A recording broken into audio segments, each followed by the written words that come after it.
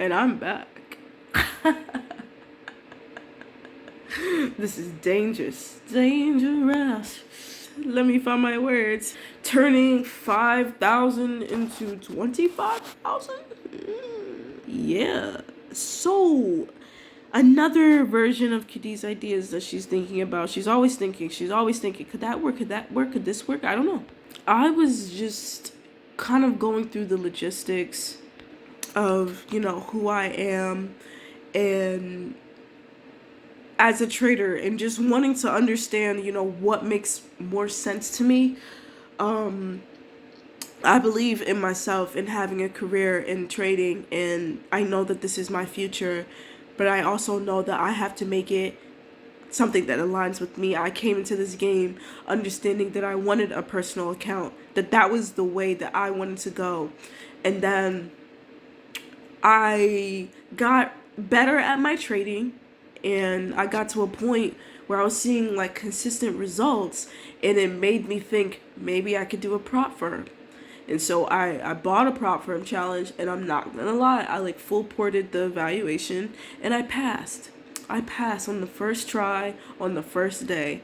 I passed it, and then I kind of sat on the funded account. So I was still paying those monthly payments. I did not pay the PA thing.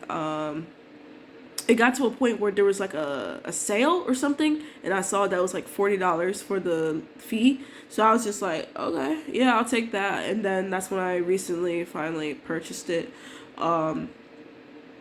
I got it, and I've been trading it with the 1 to 2 strategy, and it's been going, I mean, as good as my personal account, because I've been trading them side by side. And I think with this has caused a lot of concern with my trading abilities, and whether or not, with the risk that's on the table, with the not so much drawdown that we have, or amount that we have, I was just wondering, like, does this make sense for my strategy and my system? Because last month I had a 43% win rate with a 1 to 2 risk to reward. And if you do the math, that's profitable. But I'm thinking, I'm going to be dealing with like 5 to 7 losing streaks. And I'm like, that's a possibility. And that's something that I am aware that's going to happen. And overall, I am okay with it. I mean, I don't want it to happen, but like overall, like I understand that at the end of the month, I'm still going to be profitable. 75% of the like time, like when it comes to my months. And so it's just like, I'm cool, bro. Like, I'm cool.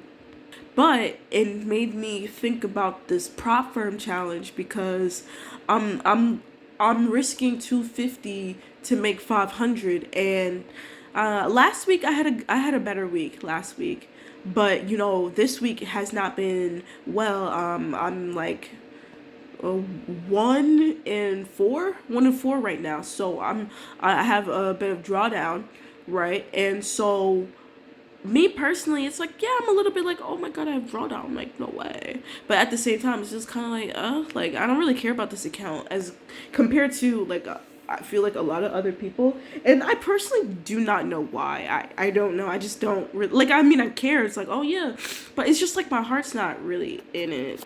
I don't know. Um, Oh, and another thing, it's like when you're doing these prop firms, it's kind of like, it's making me like look like this. Because when you buy a 50K account, you're really just purchasing the opportunity to have like a $2,500 account. So it's like you're like, I risk 250, right? That's 10%, right? Okay, yeah. That's 10% that I risk per trade, and I have like a $500 max limit. I think that that's cool. Some people will be like, oh, that's too high. Why am I even talking about other people? Anyway, so that's just like how I'm doing it. And it's just like, bro, I seen myself on the funded account make $500 off of a winning trade. And like I mentioned before, I was doing my personal account simultaneously, and that one made $100 because I'm risking 50 on that account. And I just kind of like looked at it and I was like, yo, if I just funded a $2,500 personal account, I could make $500 in a day and request a withdrawal of that money like that. Now, this is on futures, so it'll probably take maybe 1 to 3 days to get into your account, but it's like, bro, like, just like that. I remember one of the first trades that hit TP on the funded, and it was just like, yeah, looking at the P&L, it's like 494 because fees and shit. But it was like, or not fees, but contracts. Yeah, it said 494, $500, and I was just like, yo, this is crazy. And the craziest thing is, the day after that, I ended up winning again. And I was just like, yo, this is really crazy. Imagine having a $2,500 account and in 2 days you made $1,000 on it. And guess what? You can withdraw it right there. It literally blew my fucking mind because I never before have I been like able to make money like in trading. Like I could make money, but it would be given back and this, that, or third. But now it's really like, yo, like I did a couple of withdrawals the other 2 weeks. 2 weeks in a row I did a withdrawal. Last week I didn't do a withdrawal. This week definitely not doing a withdrawal. No wait. No, yeah, I'm right. Yeah, but I was just thinking, like the week prior or something like that, I think I had a pretty good win rate that week. Let me just check. Okay, so I'm mainly thinking about, okay, so this week wasn't that spectacular. I thought it was. So we were 0-2, first started, and then we were, that's not it. And we were then 1-1. So we're down 250. And no trades. We're down 250. We make 500, so that's 750. And then we make another 500. Okay, so that's 1250. I had to literally calculate that. I did not. Oh, gonna keep it a buck with you. So just on that week alone, bro. Just on that week alone. That was a 1250 week. $1,200 I made in a week, and I lost like how many times? 3 times. Yeah, we were 3-3. It was a 50% win rate that week. I remember that. And then you could just withdraw. Maybe not all of it. Maybe you could withdraw all of that. But you don't have to if you want to kind of grow the account, give it a little bit buffer. That's what I would do. You made $1,250. Get half of that out for yourself. Go pay yourself. This is something that I didn't do. Now, I'm not trying to do this like for long term because I'm really trying to maximize the account so I can grow the account. But in the beginning, bro, like take some withdrawals, bro. You gotta feel that money. When I've made my paychecks at my job was $1,680, so $1,700 per check every 2 weeks. It would go into my account. It was like, okay, cool. When the shit entered my account when I did the withdrawal and it was $100, I just stared at it. I was like, bro, I did that. I fucking did that after all of these years, 2.5 years, almost 3 in May. I finally withdrew money from the markets, like $100, and then I ended up doing well. Like that week was well, so I ended up withdrawing another 50 from it. I don't know if I did that before. And then I ended up withdrawing another 50. I think that was last week. Yeah, the week after that one. So it was just like, yo. And so I was thinking like the same thing that I did, right? Like I withdrew $200. Me having a $2,500 account, risking the same amount that I'm doing on a funded account, could have got me up to $1,250. Could have just took half of that for myself, keep the 600 plus in there, and then just kind of keep on trading like that. Have that be the buffer. You still risking $250. until you reach another mark, probably like 5,000, and then maybe you want to go to 500. Personally, for me, I'd probably still stick to 250 until I get to 10,000, and then that's when I'll do the 500 per account or for per trade. But it's like for me right now, bro, I'm literally seeing myself do this in real time. Why am I not just doing this in real life?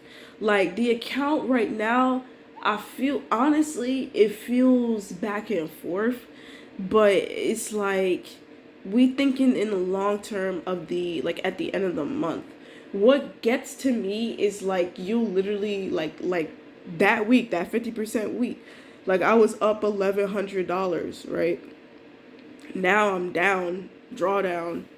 But I only spent 2 weeks on this account so far. This week is the third week, so I have one more week, and depending on that, it really just depends on like, hey, what can we net in? Cause I'm a little bit panicky, not going to lie. I think statistically speaking, I felt like my performance is not matching up, and it is getting to me. I don't even know how down I am on the account for real. I think that's the yeah, like that's definitely like a thing that's getting to me. It's like I don't know what's going on, but I just know that I gotta keep on going and just figuring out okay, like what do I do? Ha ha ha. My goal is to use 5,000 of my own personal funds to then attempt to turn it into 10,000 over the span of a year and see how that goes for me. That's my intention, to prove to myself that I can be consistent and profitable. And if it's like a year or under a year, I don't know, but I feel like a year is like pretty good for just making 5,000 and just kind of taking my time, because it's like the only thing that's really stopping me from quitting everything and going full time with trading is the capital. Because even with a 40%, shit, you got a $50,000 account, you risking, let's say 3, 5, 10% per trade. Like, even if you're shit, but you're disciplined and you keep on doing the same things, you're gonna end up making some bread.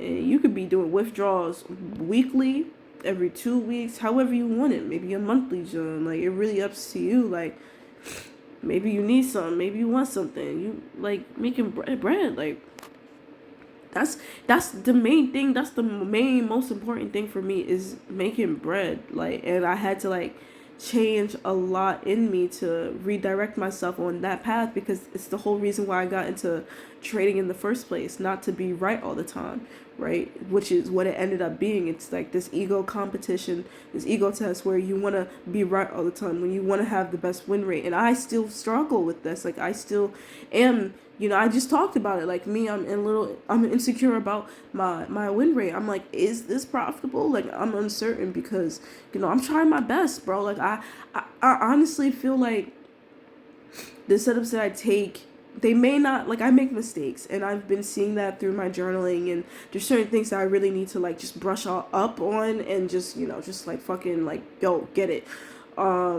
which is go for smaller zones, really see where price is going to on the 10-minute or higher time frame. Always remembering like breakage structure. I guess that's the end of this like video. So I'll talk about that. Like, what do I lose on? Like, it be like the smallest shit though.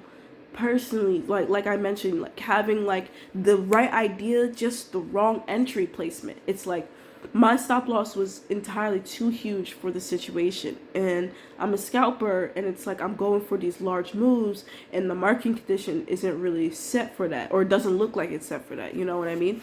So it's like, it's just so crazy. It's like today I improved on something that I learned from prior days, and then today brought up something that I realized I need to improve on, which happened from prior days, like something I've like understood like in the background, but now it's like coming up on the forefront. It's like, okay, let's try to have the smaller zone, and if we get stopped out, we get stopped out, and let's see if we can find a potential zone going in the direction that it is, or we can start to reevaluate. And that's another thing. It's like when I lose, I immediately want to go back into another trade, almost like revenge trade, but it's weird because it's within the same confinement of like my risk. So it's like if I go for another trade right away and it's lost, I'm done for the day, genuinely. So, but it's still a revenge trade because I haven't given myself time to like cool down, stay composed, and wait to see price action develop more into something. Like, why did we get stopped out if we were going with what we believed was the direction, right? What is the market telling us that we're not seeing? Me being a little bit more aware after my losses, rather than thinking like, oh, I just lost, let me go for a re-entry for the same position that I just got stopped out in. Let me wait and see if it makes sense to still go for that same move. And or even before then, let me wait to see if it makes sense for like my bias, right? Like, because sometimes, you know, I get the trend wrong, but it like just trying to see, okay, does it make sense with what is currently happening in the markets? Because like hold on, so like this is what I lost on today, right? Like price, I think this is on the what the fuck. This is on the 2-minute. All right. So price broke structure. There was like a little 10-minute zone that it tapped into, and price broke structure right here. All right. Oh wait, this is not the same move. You know what? I totally forgot I didn't upload the videos yet or the photos yet onto my Discord. I'll do that after. But either way, this is something that I learned now. So price on the 10-minute, I don't have it in any of the 10-minute photos, but if that line that I have, those two red lines, price on the 10-minute actually tapped into a liquidity zone. And so I seen a rejection from it, and I was like, okay, price is here right now, price is breaking structure, but then I see price made a new high right here. And so I was learning from something else, and I was just like, all right, let me go for this buy right here. Price gets maybe a little bit above 1-to-1, and then it stops me out. And then I was just thinking, like, through that, I was just kind of, I should be like thinking about the fact that, hey, while you did see a break of structure, right, on the 2-minute, a bullish break of structure, which is valid to take, my idea made sense. Why? Because it went with market structure. It followed it, right? So it's valid. But think about the situation on a more higher time frame front, like something like overall, rather than in that specific moment. Like, yes, price broke structure, bullish structure or bearish structure to go bullish, but price just tapped into a 10-minute liquidity zone. Price made a huge low, right, showing a break of structure, and then price price then came back into that zone right here and tapped into that wick area, supply zone, high probability supply zone, and support and resistance area. If we were somebody who were like looking at that in a more of a limelight, we could have potentially took this zone right here and have it a smaller zone, not taking up all of this, which in this case it would have worked out in our favor either way, but we're taking smaller zones. I'm learning about that, and that could have been an easy dub. So it's just learning lessons like that. Like today, I don't have the photos posted. Look at that, I have smaller zones. I don't have the photos posted from today's, but it definitely, learning from that, I was like, okay, price just tapped into a 10-minute zone. It's almost the same exact shit. Okay, so I'm just on trading, more trading view, and so this is kind of like, in quotes, a similar trade from like yesterday. I'll show you yesterday's on TradingView, and I was thinking like, oh yeah, like this is like the same thing, but it kind of isn't, because price did tap. Let's go quickly back to yesterday.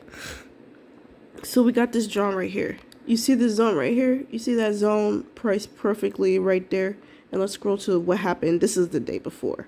So price is actually really in that zone. It doesn't go all the way up, but it's really in that zone, right? Okay, so now price tapped into that zone, and now we're on the 2-minute. And this is what happened from after price tapped into that zone. Okay, it broke structure and this, da, da, da. So let's just go to my time. So my time,